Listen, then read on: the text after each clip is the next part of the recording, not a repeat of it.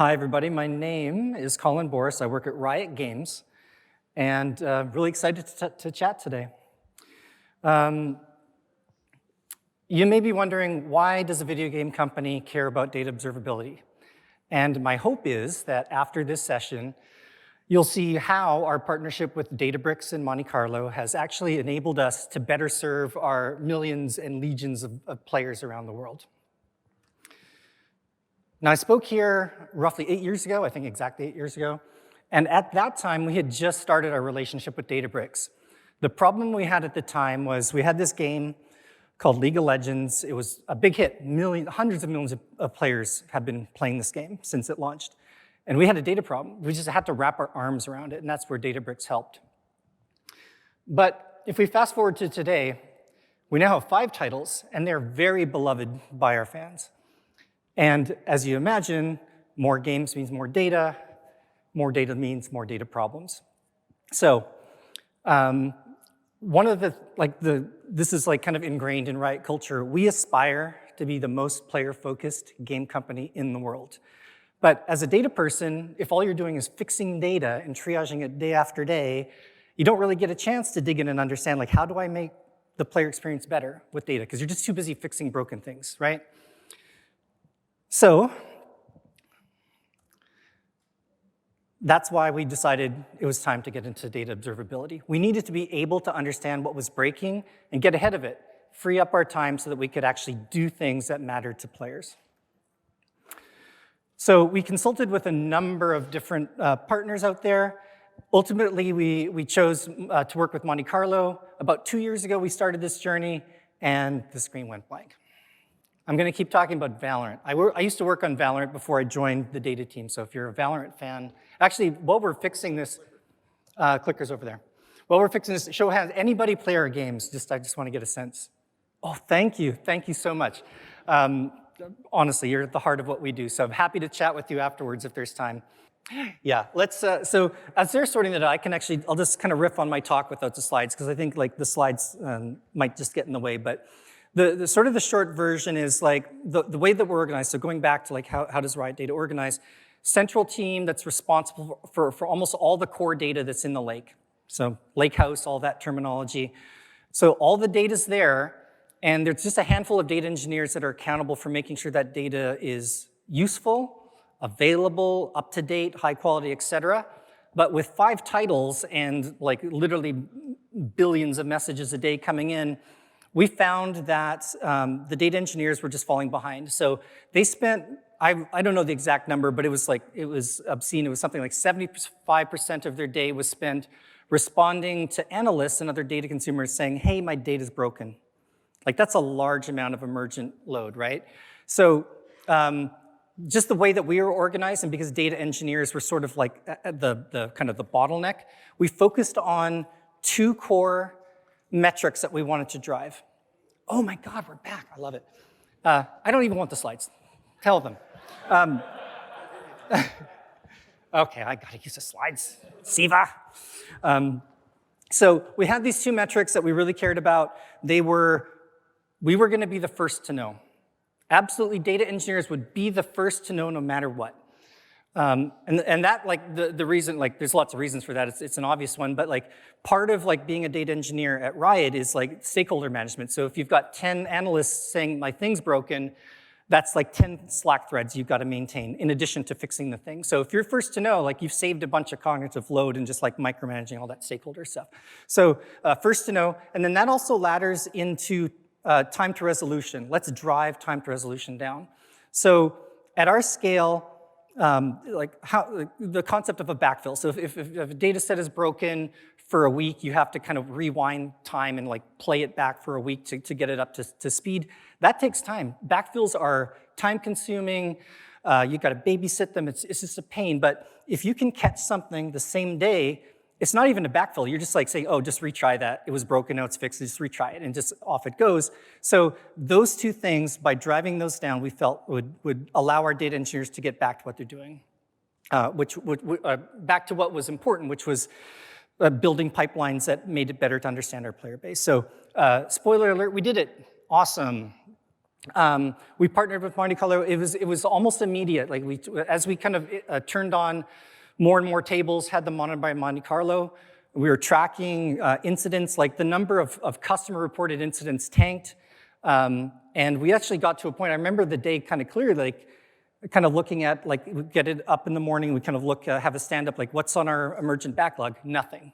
How did that happen? Well, Monte Carlo is how that happened, and that kind of focus on driving those metrics down. So that's where my 2 minutes ended in the original kind of version of this talk. So I set up why we use Monte Carlo, our success with it, but now I'd like to turn it over to Siva and the rest of the team. They're going to describe more details of how we wired all the things and where we're going next with it, right, now that we've solved this initial set of problems. So thank you, and thanks for entertaining me.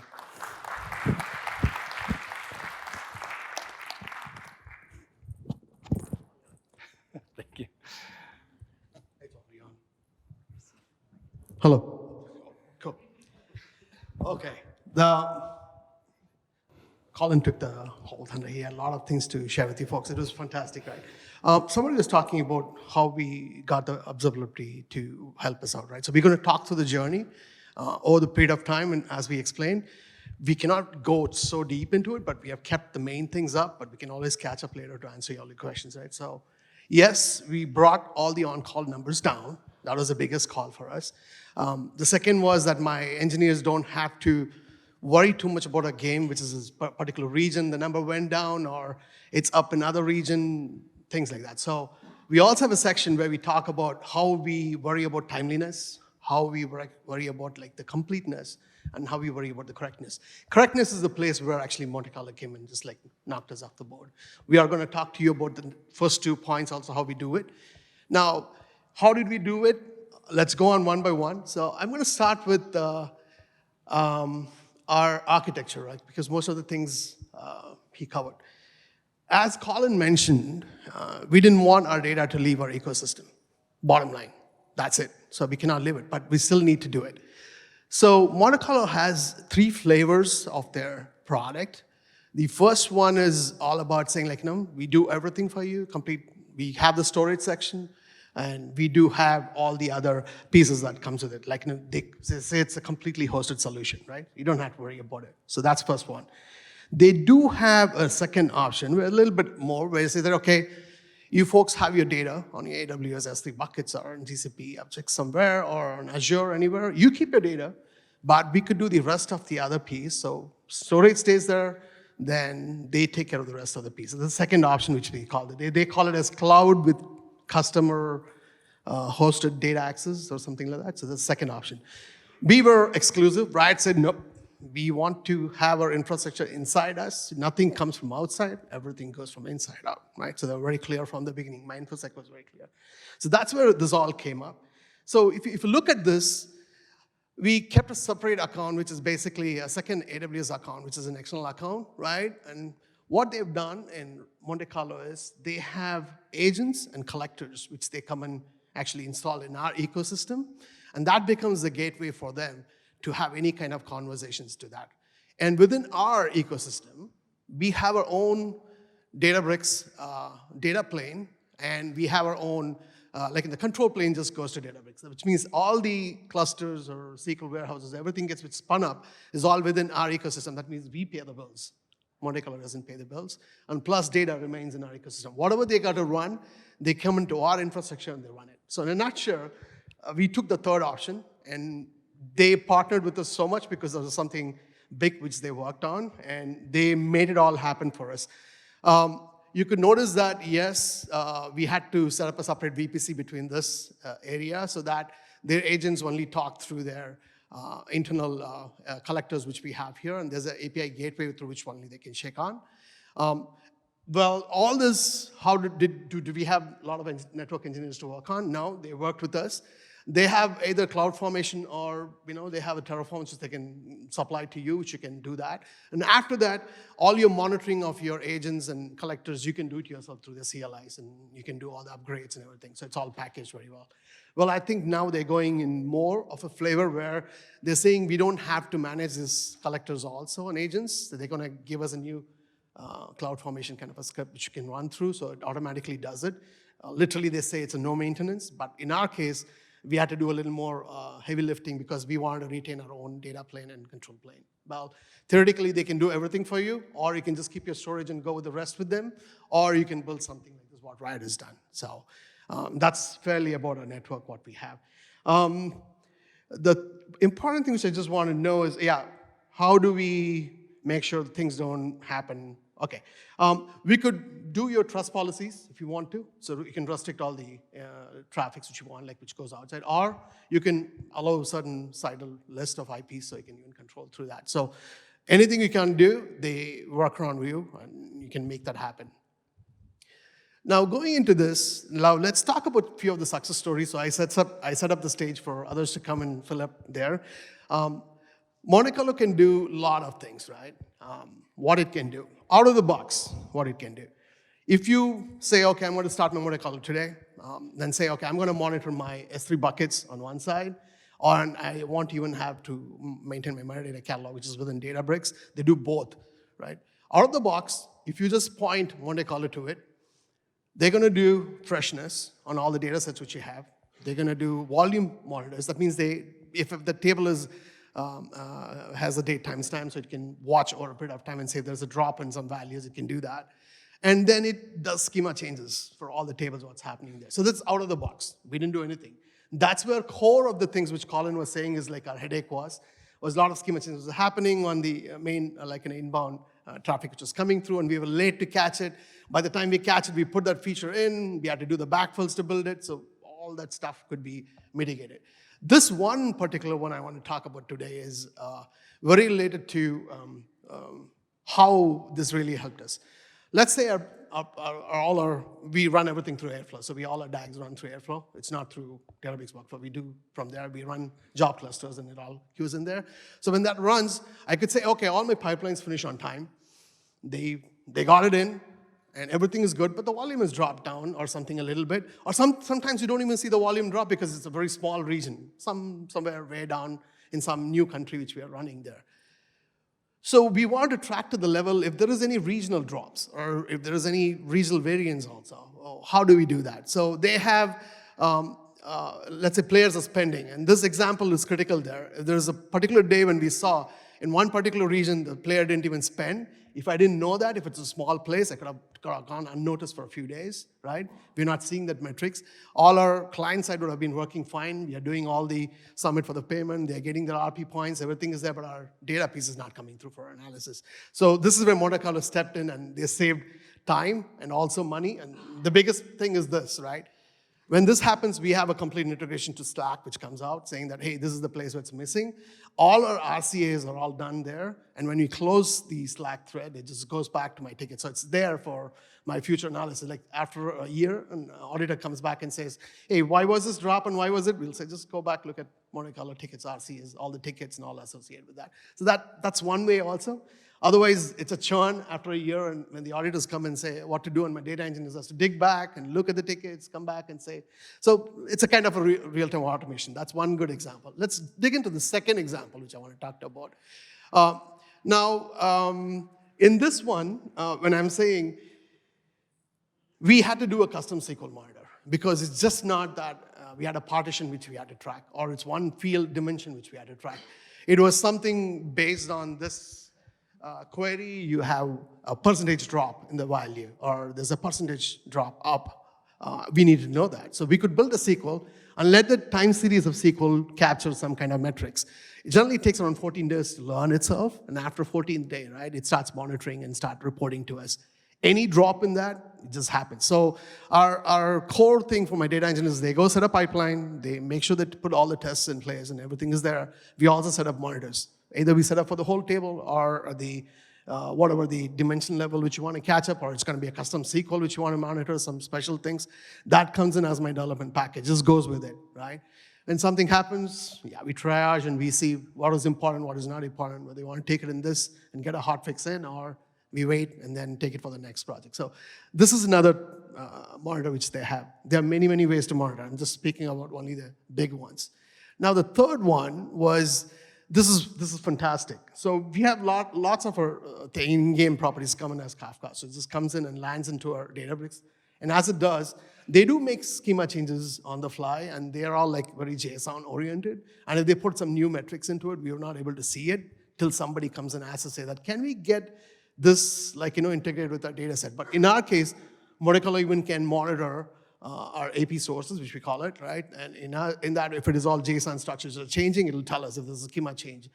Not even, if it's a delta table, that's for guaranteed. It just does that.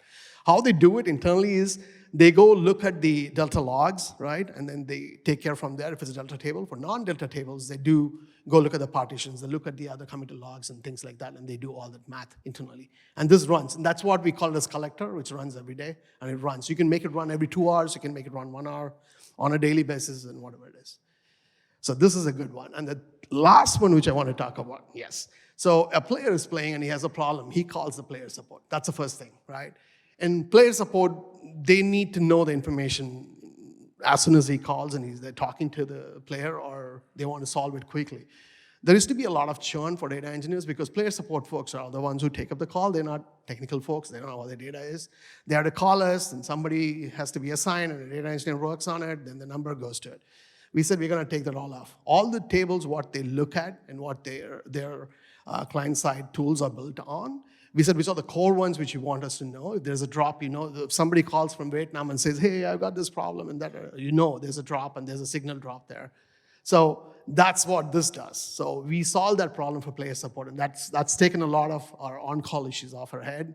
So player support knows that there's an issue, they follow the ticket, and when that is all clean, they know when it comes back up. Or we give them complete access to this, they can come back and see, it just caught up and it just went up. Okay, it's back, and so it should all be fine. So they can guarantee the other one, say that, hey, we're all back up, it's all good. So these are some of the 4 success stories. There's lots more to talk about. I just want to go and let my engineers handle the next piece of it, how the engineering part of it was done, like how our CI/CD was done. How did we build the monitor as a code? Like, what did we automate? Because the whole implementation, what we did here, was very much data engineering focused, right? So we want to automate everything. Even the changes which goes to the Monte Carlo, we want to automate. We don't want to go to the Monte Carlo UI to make changes. How did we do that? I'll let Daniyal take over next, and then come and speak about it. Go ahead, Daniyal.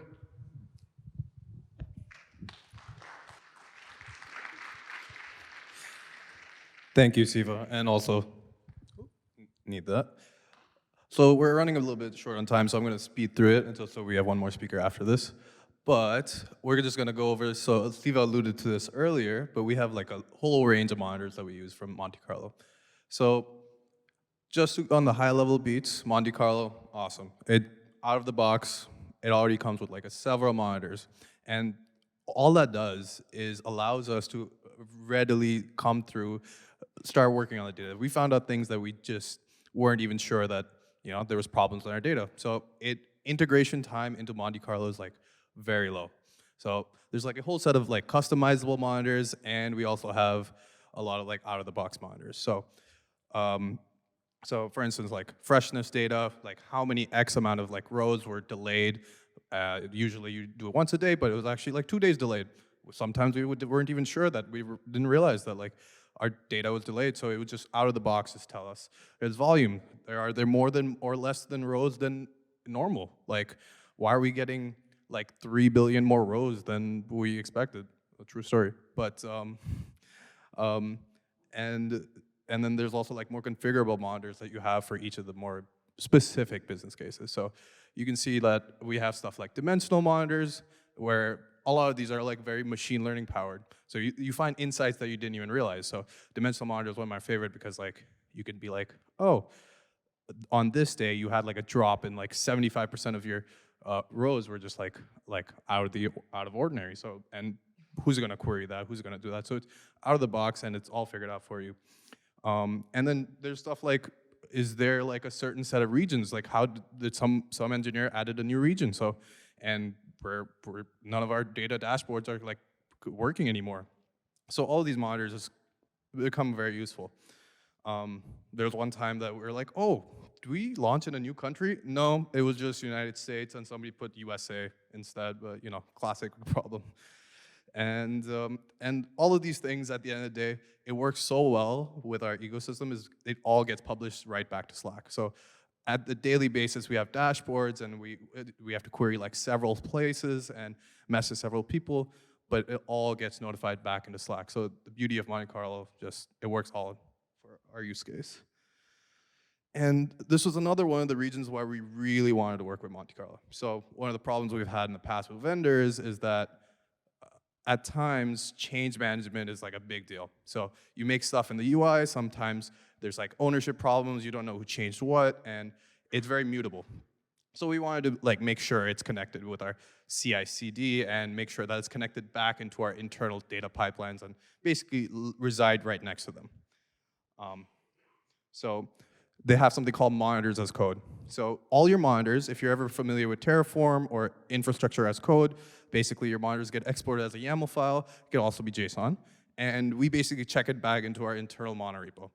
And this allows us to do like a lot of cool things. So we also made like a light abstraction over our CI/CD to basically like check for a lot of things, such as like who's the owner of this? We put it back towards the code owners. Is there actually a team that gets alerted for these monitors? Like we can't just like if there's like an issue with val data, so they get notified through the correct peers.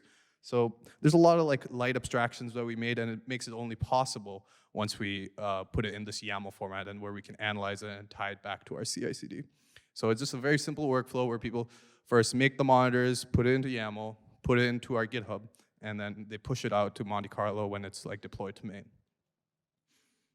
So just to talk more about like our deployment lifecycle, again, the idea was that it was my job to figure out how is it fast for engineers to get integrated with Monte Carlo. Because it's a very complicated product at times, but when we make like the guardrails, the tools for them to understand and quickly make monitors, because at the end of the day, we're trying to empower them, trying to understand how like they understand their data best. So they shouldn't be focused on a lot of the stuff of like, how do we deploy our monitors, all of that stuff. So we made a few tools, and good thing about the Monte Carlo UI, they made it like a very easy to make new monitors. They've actually added like one of my new favorite features was they added a generative AI capability where you can just describe your use case and it will give you the monitor. It'll even set it up for you and it'll produce the monitor and you can deploy it as monitors as code. So first step is always to design your monitor. So once it's designed, you can design the UI, click through like all the options, and then you can export it, and then you can add it to you can even add it to your DAG, or you could even add it just as a monitor that runs on a scheduled basis. Once that's done, it runs through our CI/CD checks, and our CI/CD checks just validates it's actually an accurate monitor.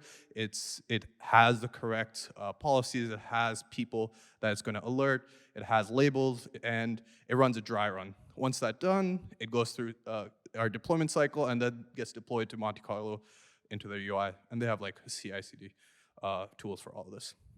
So I'm going to pass it off to our next engineer, just to talk about our last part, which is this trust in data.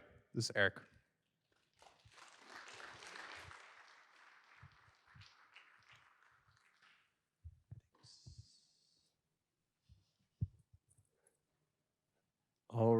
Hello. All right. We are short on time, so I'll try to blitz through this. But let's see. Trust in data. I'll give a little bit of context. It's basically a program or an effort that we set up internally to make sure that those who consume our data have trust in it, they have information about it, and that's up to date and reliable. So in addition to a lot of the Monte Carlo monitors that Daniel and Siva went through, we set up some peripheral monitors as well that cover the completeness and the timeliness component that Siva had mentioned. I'll talk a little bit high level about the architecture, how it works.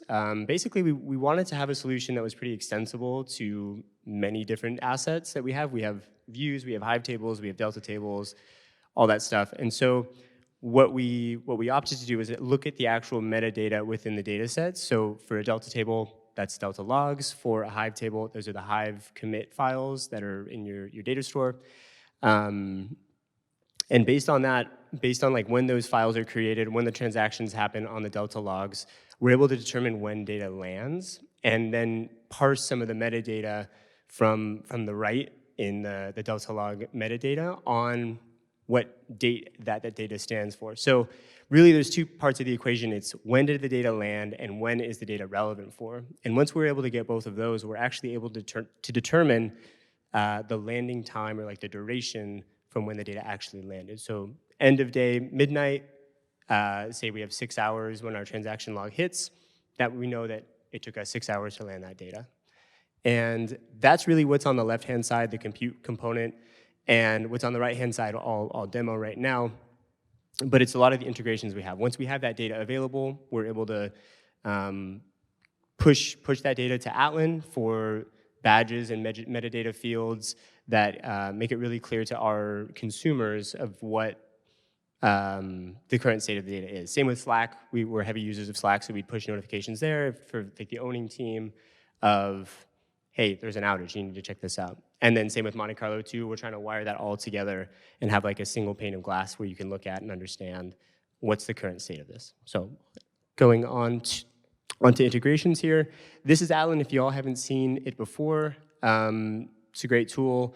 And the things that are in the red boxes are what we want to highlight here. This is all powered from this data set. I'll zoom in a little bit and you'll see sort of these two statuses. And the idea was to make it super digestible, super clear to understand, and you can look at just this one little badge on the data asset and understand green, red, and what that means. And then for some more sophisticated users, there's more information there around the average landing time. Let's see what else is there. Yeah, the average landing time, which is an approximate of when the data gets there, which I think is helpful for a lot of users who need to rely on that and understand when things are typically landing. We have other things like uptime, how often it goes down, frequency, how often it's updated, stuff like that. And yes? You can probably take another 5 minutes, and we've got a half hour before the next session, so okay. I don't feel like you got to rush. Great. I'll slow down a little bit. Cool. So that was Atlan, and the next component is going to be all based off the same data, but this is a Lakehouse dashboard that we stood up. Basically, what we did is we took all of the incidents, really all of the landing time of the jobs, and we layered them over time. And you'll see at the top, there's a few different parameters. There's like a domain, there's our data product itself, and then there's the time ranges, the start and end date. And you can, any product owner can come look at this, click through them, and basically get how their data products are performing over time. And this overall one is basically all of the tables in aggregate, how it's performing. And so you'll see red is what we consider an outage, yellow is something we consider a delay, data's delayed. And so you could come here and kind of understand both the current state and the historical trends of how the data is performed. And that was at the data product level. And we can also drill into the composing tables that make up the data product. So I'm not sure if people are familiar with the concept of a data product, but think of it like a grouping of tables. And this slide shows the product holistically, and then this one shows it broken down by table that composes that data product. And this specific one is completeness. Typically completes, we're pretty good at landing there, so we actually don't see any reds or yellows. And if we do, we typically go and resolve them. One thing I'll also note is some of the frequencies, I'm not sure it's very small, but the table name is player summary game monthly. And so that actually happens every month, which is why it looks like there's a gap between the two. We're able to represent various different frequencies on this graph. And here's something like timeliness, which obviously we see a lot more incidents on. Basically per table, we're able to determine when it landed, and that sort of shows where there are incidents on the red and the yellow, and green is where it landed successfully. And then the graphic at the bottom here, it's showing, again, this is an aggregate at the data product level. It's when the entire data product became available. So it's basically saying the max of all of its dependent tables. And this is basically, yeah, all of the landing time. This is on the bottom, it's hours from midnight, basically is how we're drawing that graph, and then it's the x-axis is over time. So we're basically we're able to understand how consistent our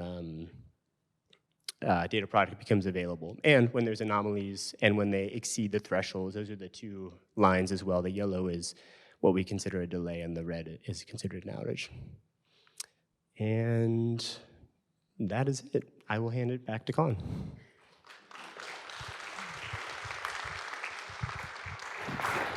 Thanks, Eric. Thank you, Eric. And I really want to thank the organizers, like this snafu with the tech, and this happens, but great job. Thank you so much for that. Yes, please thank them.